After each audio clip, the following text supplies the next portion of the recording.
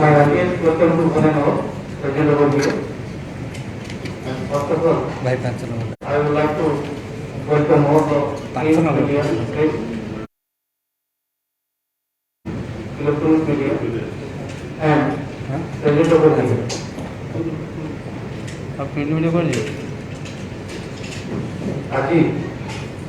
Tokyo Olympic सारिकी धोती चंद press conference रखिंट और Tokyo Olympic अनुभूति और किसी गणमाध्यम जो टाइम कि से टोकियो ओलंपिक पार्टिसिपेशन करते किसी मंतव्य देते गणमाध्यम गुड़ाए जिन कंट्रोवर्शियल विषय से कहते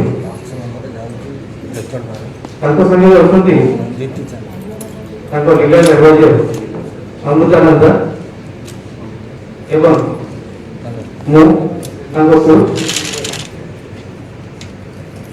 बर्तमान बुकिंग अनुरोध कर आसिक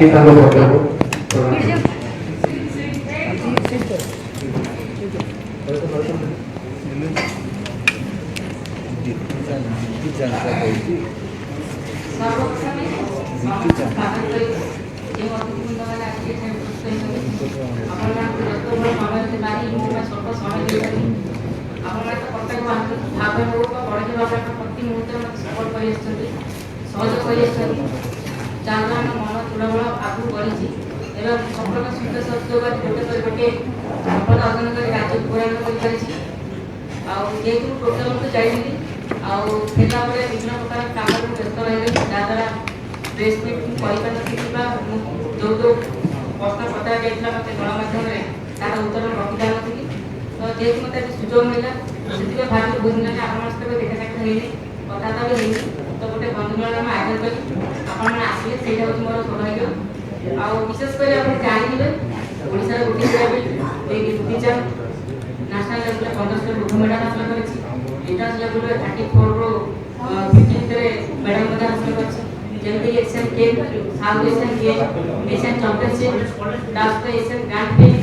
आउ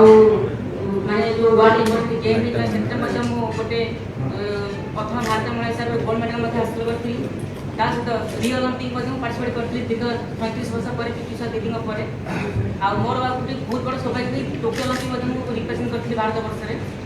तो बहुत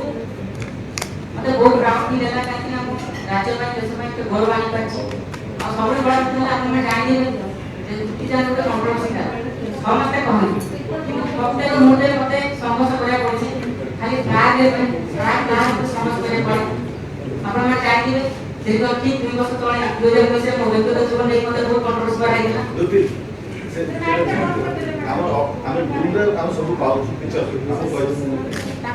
सामना करी आज भी ठीक 2 वर्ष पर मोर से व्यक्तिगत जीवन को नहीं मो परिवार वर्ग को नहीं मत विभिन्न गणमाध्यम मत लज्जित कराऊँच जो परिश्रम करी जो सफलता अर्जन कर मान सम्मान बढ़ी किसी कुचक्र गोष्ठी मैंने मत बदनाम कर सब जगह सफा करने चेषा कर तो से आज मो लेकिन बाध्य सब भावी चुपचाप बसबी क्या शुणी इग्नोर करी कि बहु मात्रा बढ़ीगला टोकियो पर फेरबार आसी गोटे मास है तथा एपर्तन मो से गोटे इश्यू चली बारंबार आउ जे कि सुदर्शन शेखर राउत जी कि प्रति मुहूर्त मोर परिवार लोक प्रेसराइज करके मो विरुद्ध में विभिन्न प्रकार नेगेटिव कंट्रोवर्सी करुँची टोकियो जो मुझे मो निज कंपिटिशन फोकस कर समय मत से माने मेंटल हारासमेंट करुले आउ विभिन्न प्रकार मत ब्लैकमेलिंग करुले मो सहित नेगोशिएशन करने मत बाध्य करुले किंतु से मुहूर्त जो ओलंपिक जाइए 100 फोकस कर समय मत स्पोर्ट्स मत सपोर्ट नक मो परिवार मो लोक कहते मु कौन चाहूँ आप जानते गोटे हेडिंग देखते से कि धोती चंद बापा मान सेक्स दरकार ये गोटे अर्थव्य वार्ड केमी से पारे गोटे झील होती मुझे गोटे झील गोटे वार्ड फिगर मुझे गोटे अर्जुन वार्ड गवर्नमेंट सब सपोर्ट मो पाखे अच्छी मुझे गवर्नमेंट खेलुची राज्य खेलुची तो ये वार्ड देखिए मत बदनाम कराला पाखापाखि गुड़ाए लोक मत जोड़ा हेडिंग देखते जो हेडिंग देते कि मोर बापा माँ दरकार सेक्स दरकार जे घर मोर बाइक नहीं से कमी जाना धोती चंद सेक्स दरकार कि स्पोर्ट्स दरकार तो ये सब नेगेटिव कर देखते धोती चंद दौड़ छंड प्राणी छंड प्राणी अर्थ कौन हाँ तो ये सब पछपटे देखते जो बीजेपी सब गोटे राली दिखाई पॉलिटिक्स ଜାଣିନି ଗୋଟେ କ୍ରୀଡ଼ାବିତ ଏଇଭଳିଆ ଗୋଟେ ଅସଭ୍ୟ କରି କରାଯାଇଛି। ତ ସେଥିପାଇଁ ଯେହେତୁ ମୋ ମାନ ସମ୍ମାନ ହାନି ହେଲା ବହୁତ ବିଭିନ୍ନ ପ୍ରକାର ବ୍ରାଣ୍ଡ ମୋର ତ ଆସିବାର ଥିଲା ସେ ହାତଛଡ଼ା ମଧ୍ୟ ହେଲା ଆଉ ବହୁତ ଲୋକ ମୋତେ ଲଜ୍ଜିତ ମଧ୍ୟ କଲେ ମୋ ଚଳିତକୁ ନେଇକି ଆକ୍ଷେପ କଲେ ଆରେ ଯେଉଁଠି ଆଇନର ସାହାରା ମୁଁ ନେଇସାରିଛି ଅଲରେଡ଼ି ମୋତେ ଆଇନ ଦେଇସାରିଛି ସ୍ୱୀକୃତି ମୁଁ କାହା ସହିତ ରହିବି କାହା ସହିତ ବୁଲିବି ସେଇଟା ମୋର ପର୍ସନାଲିଟି ମୋ ପର୍ସନାଲ୍ ସେଇଟା ତ ତାକୁ ନେଇ ବାରମ୍ବାର ଏମିତି ସୋସିଆଲ ମିଡ଼ିଆରେ କରିକି ମୋତେ ବଦନାମ କରିବା ମାନେ କ'ଣ ତାପରେ ମୋ ମାଆଙ୍କର ମୋ ବଡ଼ ଦିଦିଙ୍କର ଆରେ ଘର ଭିତରେ ତ ସମସ୍ତଙ୍କର କଣ୍ଟ୍ରୋଭର୍ସି ହୁଏ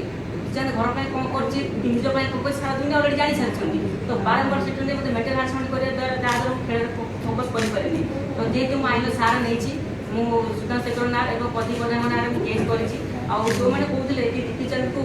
ଟ୍ୟାକ୍ସ ପଇସା ନେଇକି ଉଡ଼େଇଛି ଆରେ ମୁଁ କୌଣସି ଟ୍ୟାକ୍ସ ପଇସା ନେଇନି ମୁଁ ପରିଶ୍ରମ କରିଛି ପରିଶ୍ରମ କରିକି ରାଜ୍ୟ ପାଇଁ ଦେଶୀ ଗୌରବ ଆଣିବା କଥା ମୁଁ ଆଣିଛି ଯଦି ସେତିକି ସକ୍ଷମ ହେଲେ ତ ଅନେକ ଆଥଲେଟ୍ ମାନେ ଥିଲେ ଆପଣ ଜାଣନ୍ତି ଓଡ଼ିଶାରେ ଆହୁରି 4-5 ଜଣ କ୍ରୀଡ଼ାବିତ ଯେଉଁମାନେ ଟୋକେ ଲୋକ ପ୍ରିପାରେସନ୍ କରୁଥିଲେ ଯେମିତି ସାବଳୀ ନନ୍ଦ ହୁଅନ୍ତୁ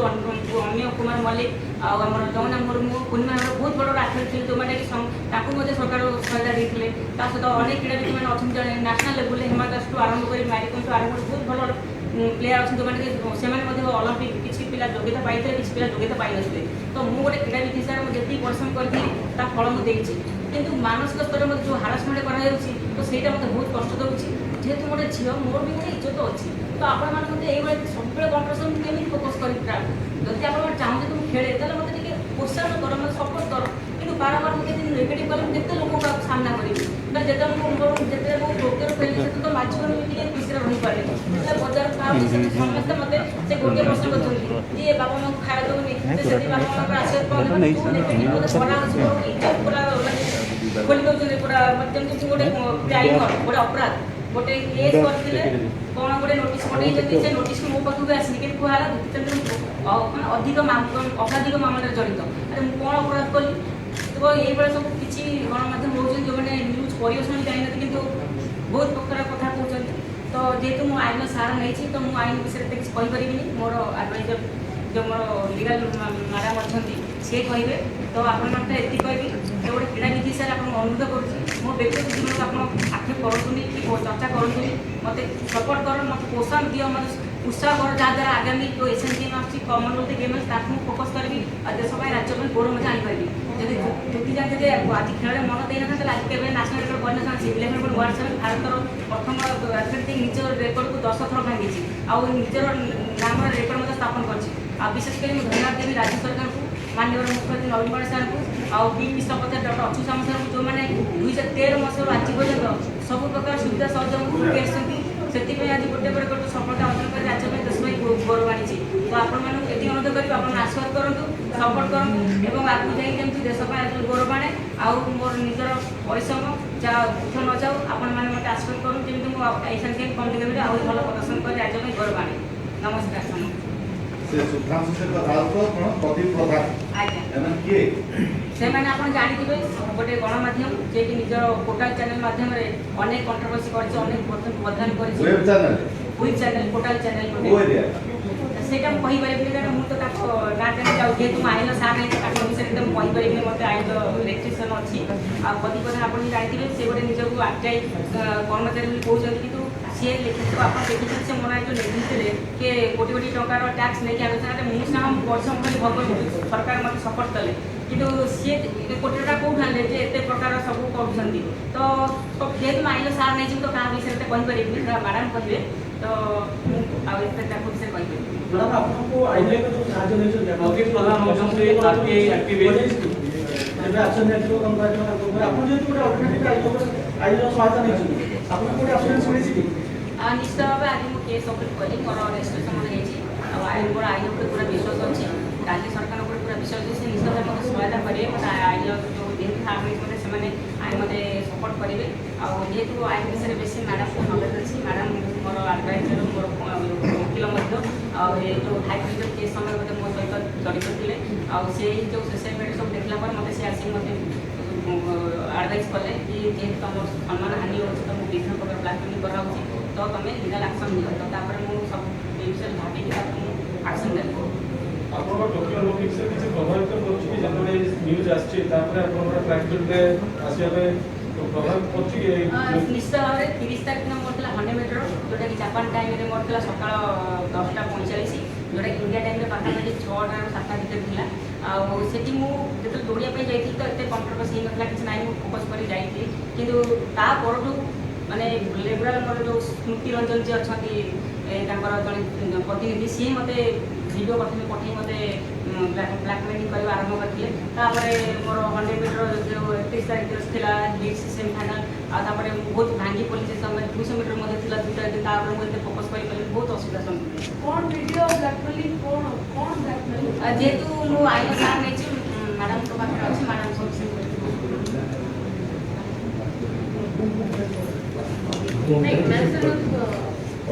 देखिए 200 मीटर अभी 2 तारीख को है और इनको 30 तारीख को 100 मीटर क्लियर हो गया। उसके बाद से इनको फोन एंड वीडियो कॉल करके बार बार रिपीटेडली मेंटल हेल्थ किया गया, जिसमें कि ये बिल्कुल अपना फोकस नहीं कर पाए इवेंट में। एंड 200 मीटर चलने के टाइम में भी वो फोन करके व्हाट्सएप मैसेज करके just you contact with our editor, chief editor. ये ओलंपिक है, ये मेगा इवेंट है, आप लोग तो जानते हैं। दूती आज खड़ी है तो आप लोगों के माध्यम से ही खड़ी है। इतना बड़ा मेगा इवेंट में कोई नहीं बोलना चाहिए। एज ए टेक्निकल पर्सन मैं ये बोलना चाहता हूँ कि इवेंट के बिफोर कोई भी काम हो, कुछ भी हो, ऐसा नहीं बोलना चाहिए कोई भी एथलीट। और इनको तो बाहर से ऑफर आ रहा है, तेलंगाना बुला रहा है, हरियाणा बुला रहा है, सब जगह से ऑफर है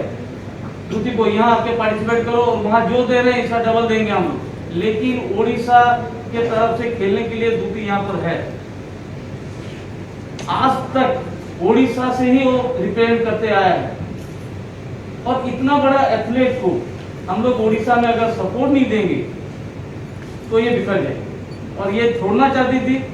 तो मैडम फिर बात किए, खेल छोड़ दूंगा बोला तो मैडम फिर बात किए, बहुत सारा मतलब अच्युत सामंत सर जो है वो समझाए, क्योंकि उनका बात ये मानता है। उसके बाद ये बोला कि ठीक है मैं करूंगा,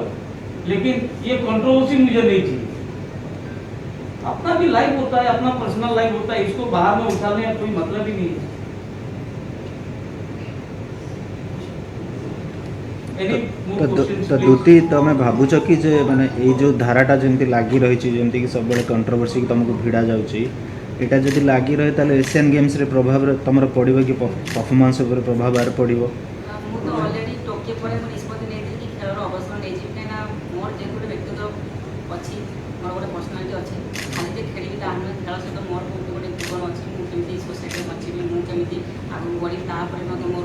ଅଛି। କିନ୍ତୁ ଏଇ ଯେଉଁ କଣ୍ଟ୍ରୋଭର୍ସି ଯୋଗୁଁ ମୋତେ ବିଭିନ୍ନ ଗଣମାଧ୍ୟମରେ ହଉ ବା ସୋସିଆଲ ମିଡ଼ିଆ ମାଧ୍ୟମରେ ମୋତେ ବହୁତ ଲଜ୍ଜିତ କରାହେଉଛି। ଯେ ଖାଲି ମୋତେ ନୁହେଁ, ସାରା ରାଜ୍ୟ ମୋ ପାଇଁ ଗର୍ବିତ, ମାନେ ଯେଉଁ ଯେତେବେଳେ ଗର୍ବିତ ସଫଳତା ପାଉଛି, ଗର୍ବିତ ହେଉଛି, ଯେତେବେଳେ ବିଫଳ ହେଇଯାଉଛି ସିଏ ବି ମୋତେ ଲଜ୍ଜିତ ହେଉଛନ୍ତି। ତ ମୋତେ ବହୁତ କଷ୍ଟ ଲାଗିଥିଲା। ମୁଁ ଖେଳର ଅବସର ନେଇଛି ବୋଲି ମୁଁ କହିଥିଲି ମୋର ସପୋର୍ଟରମାନଙ୍କୁ, ଯେମିତିକି କ୍ରିଷ୍ଣ ପଛରେ ରଥ ସଂସାରକୁ ମଧ୍ୟ କହିଥିଲି, ମୋର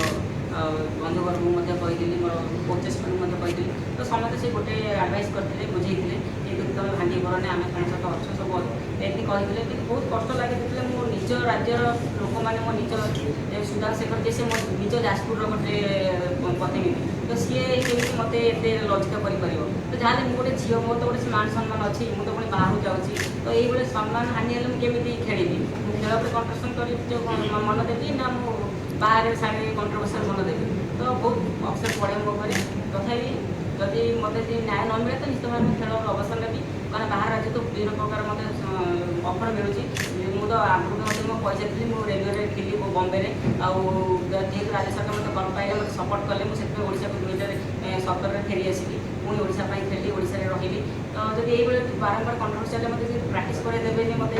ମେଣ୍ଟାଲି ହାରାସମେଣ୍ଟ ବାରମ୍ବାର କରେଇ ଦେବେ, ମୁଁ କେମିତି ଫୋକସ୍ କରିବି? ତ ମ୍ୟାଡ଼ାମ୍ ମାନେ ଅଛନ୍ତି, ନିଶ୍ଚିତ ମୋର ବିଶ୍ୱାସ, ମୋ ଓକିଲ ଅଛନ୍ତି, ଆଉ ସରକାର ମଧ୍ୟ ଅନୁରୋଧ କରିବି ଏହାକୁ ତଦନ୍ତ କରାଯାଉ। ମୋତେ ଯେଉଁ ଅସମ୍ମାନ କରାଯାଇଛି ମୋର ପାଇଁ ନ୍ୟାୟ ଦିଆଯାଉ। ମ୍ୟାଡ଼ାମ୍ ଆପଣ ମଧ୍ୟ ଆପଣଙ୍କ ସାମାଜିକ ଗଣମାଧ୍ୟମରେ ପୋଷ୍ଟ କରିଥିଲେ कि जो निर्दिष्ट गणमाध्यम आपको मेंटल हारास करुच्ची से मतलब किसी फाइनेंशियल आपको डिमांड करते तो हाँ निश्चय भाव देखिए आप देखिए मो फेसबुक रे मु सब प्रकार पोस्ट करती जेतरे मु तामु मना कले कि आप मोर कौन करिया अछि करंतु तापर से गोटे पर गोटे मते पठै सारिले कि आम एमती न्यूज करू सेमती करी मते से देखैले तापर मु बाधे फेसबुक सब पोस्ट करली आ जहाँ भी कहथिले सब मते लिखिथिली तो निहाती भाबे आपण देखिबे से मैडम जे तो कोर्ट को तो जेतु मु जाइसिले तो सब प्रकार मु पब्लिश करि परिली तो से कोर्ट नहीं भूम में सब लोग ना हाँ घूम का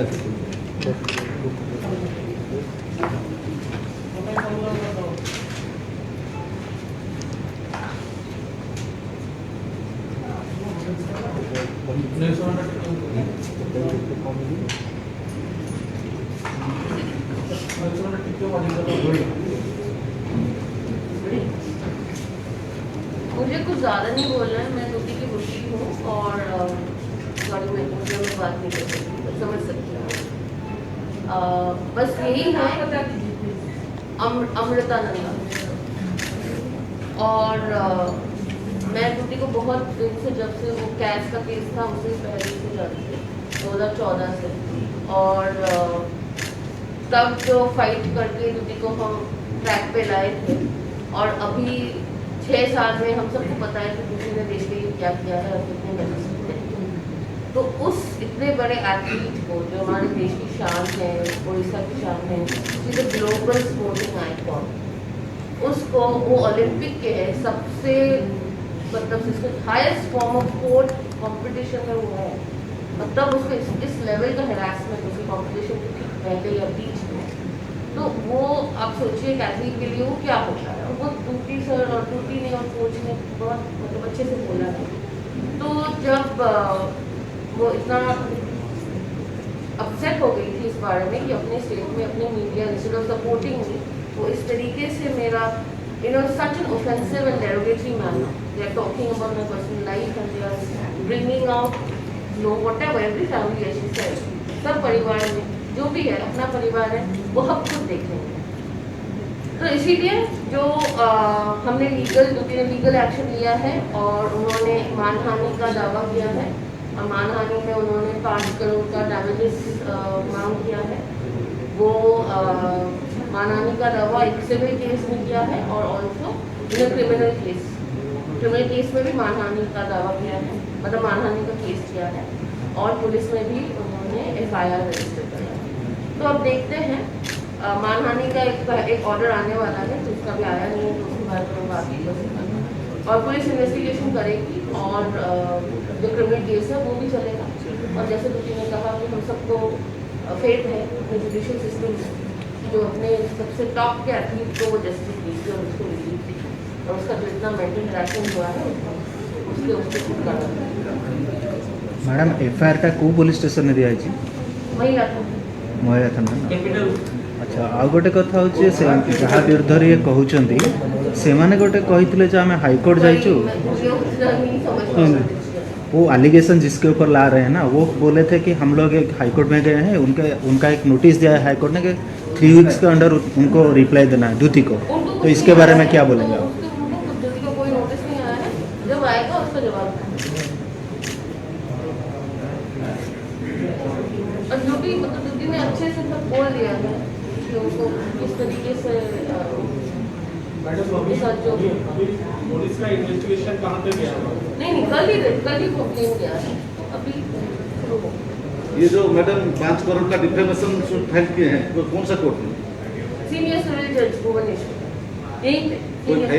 डॉक्यूमेंट होगा तो थोड़ा भेज दीजिए व्हाट्सएप में। वो एक्चुअली अभी तो फोन नहीं है मेरे पास,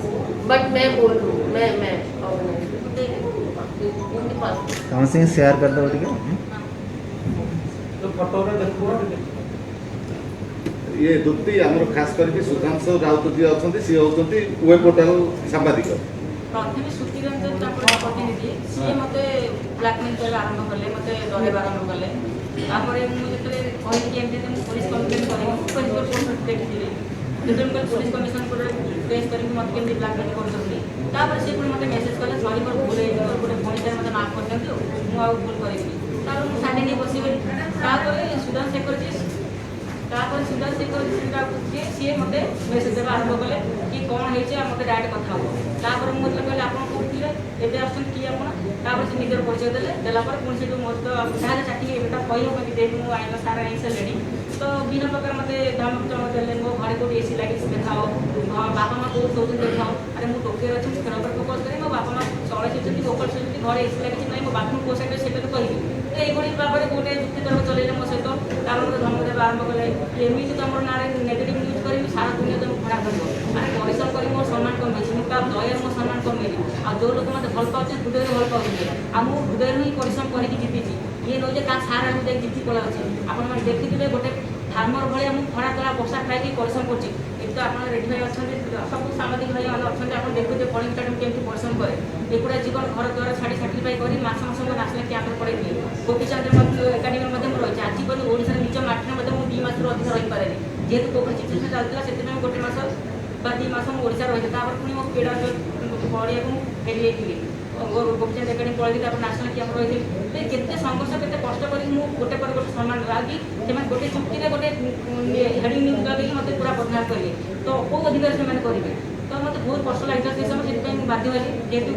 ସେମାନେ କ୍ଷମା ମାଗିଥିଲେ ସୁବିଧା ଅଛି ସେ କ୍ଷମା ମାଗିଥିଲେ ସେଥିପାଇଁ ମୁଁ ଚୁପଚାପ ସାଇଡରେ ବସେଇଥିଲି ତାପରେ ଇଏ ଯେତେବେଳେ ବାରମ୍ବାର ରେଗୁଲାର ନ୍ୟୁଜ୍ ଚଲେଇବା ଆରମ୍ଭ କଲେ ମୋତେ ବିଭିନ୍ନ ପ୍ରକାର ଆପଣ ଦେଖୁଥିବେ ମୋ ଫେସବୁକ୍ ଗୋଟେ ଫଟୋ ପୋଷ୍ଟ କଲା ମାନେ କିଏ ଲେଖୁଛି ତମ ବାପାଙ୍କ କଥା ନ କି ତମେ ଝିଅ ନୁହଁ କିଏ କହୁଛି ତମେ ହିଞ୍ଜଡ଼ା କିଏ କହୁଛି ମାନେ ଯେଉଁ ଅସଭ୍ୟ ୱାର୍ଡ଼ ୟୁଜ୍ କରୁଛି ଯେଉଁଟା କି ଗୋଟେ ଝିଅ କିନ୍ତୁ କେମିତି ସେଟା ସହିବ ଆପଣମାନେ କୁହନ୍ତୁ ଆପଣମାନଙ୍କର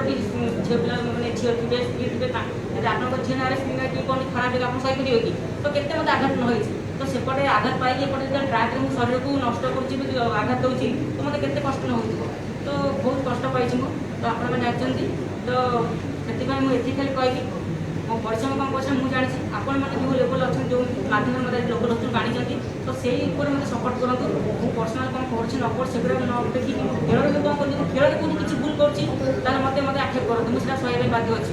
କାରଣ ବିରାଟ କୋହଲି ବି ସବୁବେଳେ ସମାନ ରନ୍ କରିପାରେନି ତାର କେବେ ବଢ଼େ କେବେ କମେ ଗୋଟେ କ୍ରୀଡ଼ାବିତ ଜୀବନରେ କେବେ ସେ ଜିତେ କେବେ ହାରେ ଯଦି 2014ର ସଂଘର୍ଷ ନ କରିଥାନ୍ତା ଆଜି ଟ୍ରାକ୍କୁ ଫେରି ନଥାନ୍ତା ଆଜି ଯେଉଁମାନେ ନେଇକି ମୋତେ ଗର୍ବିତ କରୁଛନ୍ତି ଯେଉଁମାନେ କହୁଛନ୍ତି ଅସଫଳ ହେଇଯାଇଛି ତ ସେମାନେ ଭାବିବା କଥା ଯେ 2014 ହାଇପନ୍ କେସ୍ ଯେତେବେଳେ ମୋତେ ଭାରତ କେତେଜଣ ଆସି ମୋତେ ସପୋର୍ଟ କରିଥିଲେ କେତେଜଣ ମୋତେ ସହାୟତା କରିଥିଲେ ନିଜ ସଂଘର୍ଷ ପରେ ନିଜେ ଲଢ଼ିକି ରାଜ୍ୟ ସରକାର ସପୋର୍ଟ ନେଇକି ମୁଁ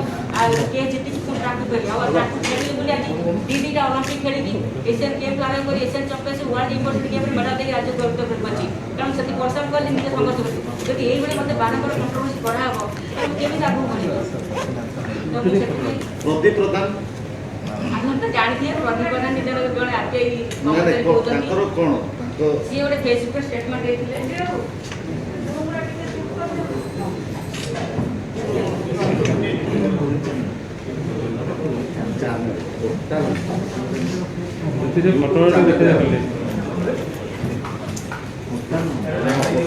ହେଉଛି ତାଙ୍କର ଗୋଟେ ପୋଷ୍ଟ ଦେଇଥିଲେ ଗୋଟେ ଓଡ଼ିଆ ଲେଖା ହିଁ ପଢ଼ି ଦେଉଛି କିଏ ଏଇଟା କିଏ ପ୍ରଦୀପ ପ୍ରଧାନ ଯୋଉଟା ମୋ ଭିତରେ ଗୋଟେ କ'ଣ ଲେଖିଲେ ଦେଖିଲେ ଇଏ ଫେଲ୍ ହେବାର ମୁଖ୍ୟ କାରଣମାନଙ୍କର ଭିତରୁ ଗୋଟିଏ ହେଲା ୟାର ମାଲିକ ଅଚ୍ୟୁତ ସାମନ୍ତ ମୋ ପଞ୍ଚମ କଲେକୁ ଆକ୍ଷେପ କଲେ ୟାକୁ ଗୋଟିଏ ଶୋ ପିସ୍ ବନେଇ ନିଜ ଟିଆରପି ବଢ଼େଇଲା ଯେତିକି ଖର୍ଚ୍ଚ କରିଥିଲା ସୁଧ ମୂଳ ସମେତ ଆଦାୟ କରିଦେଲା କିଏ ସୁଧ ମୂଳ ମୋତେ କିଏ ଘଟାଇଥିଲା ତ ବିଭିନ୍ନ ପ୍ରକାର ସେ ଲେଖିଛନ୍ତି ତାପରେ ଇଏ ନିଜକୁ ନିଜେ ରାମ୍ବୋ ଓମାନା ଫାଲତୁ ଚର୍ଚ୍ଚାରେ ବ୍ୟସ୍ତ ରହିଲା ସାଧନା କରିବ କେତେବେଳେ ଅଚ୍ୟୁତ ସାମନ୍ତ ଗୋଟେ ଭଲ ପ୍ରତିଭାକୁ ନିଜ ଫାଇଦା ପାଇଁ ନଷ୍ଟ କଲା ଯାହା ହେଲା ଭଲ ବି ହେଲା ନହେଲେ ଇଏ ଦୁଇ ଜଣଙ୍କ ଆକାଶ ଛୁଙ୍କା ଘର ବହୁତ ବଢ଼ିଆ ଲେଖିଲା ତାପରେ ଏଠି ପୁଣି ବଡ଼ ଅକ୍ଷର ଲେଖିଛି ଏତିକିରେ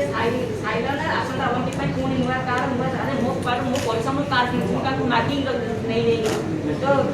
ତାର ବି ଇନଭେଷ୍ଟର ହେବା ନିହାତି ଦରକାର ସେ ତ ହେବ କିଏ ତ ମୁଁ କହିଛି ତ ଏଇଭଳି ତ କଣ୍ଟ୍ରୋଭର୍ସି ନ୍ୟୁଜ୍ କଲେ ଆ ଦ୍ୱାରା ମୋର ରିଲେଟିଭ୍ ମୋ ଫ୍ରେଣ୍ଡ ସର୍କଲ୍ ସମସ୍ତେ ମୋତେ କୋଶ୍ଚିନ୍ କରିବା ଆରମ୍ଭ କଲେ ତ ଏଇଭଳି ଭାବେ ମୋତେ ଏଇ ଦୁଇ ଜଣ ବ୍ୟକ୍ତି ମୋତେ ବହୁତ ମେଣ୍ଟାଲି ଆକ୍ସିଡେଣ୍ଟ କରିଛନ୍ତି ମୋତେ ବହୁତ କଷ୍ଟ ଦେଇଛନ୍ତି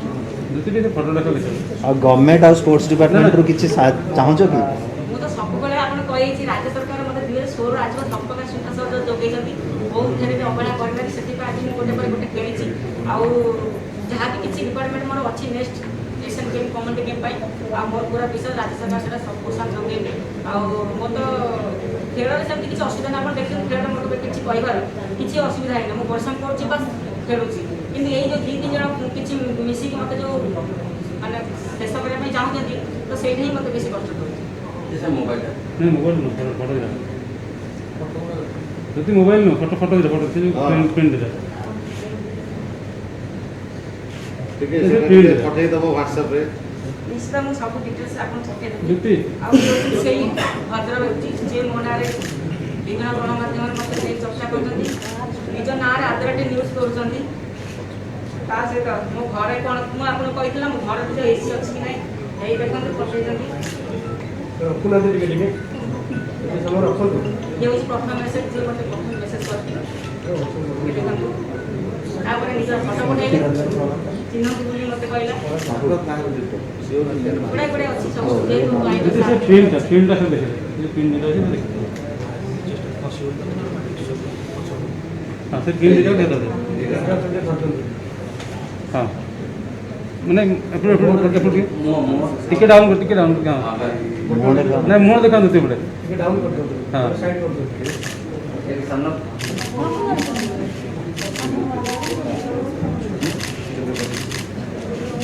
আমাদের গণমাধ্যমର ଧମକ ଦେଇଛି କି ମୋର ସ୍ପନ୍ସରସିପ୍ କାଟିଦେବ, ହାଇକୋର୍ଟ ଛାଡ଼ିକି ସୁପ୍ରିମ କୋର୍ଟ ଯିବ, ରାଜ୍ୟ ମୁଖ୍ୟମନ୍ତ୍ରୀଙ୍କ ପାଖକୁ ଯିବେ, କି ନରେନ୍ଦ୍ର ମୋଦିଙ୍କ ପାଖକୁ ଯିବେ। ତ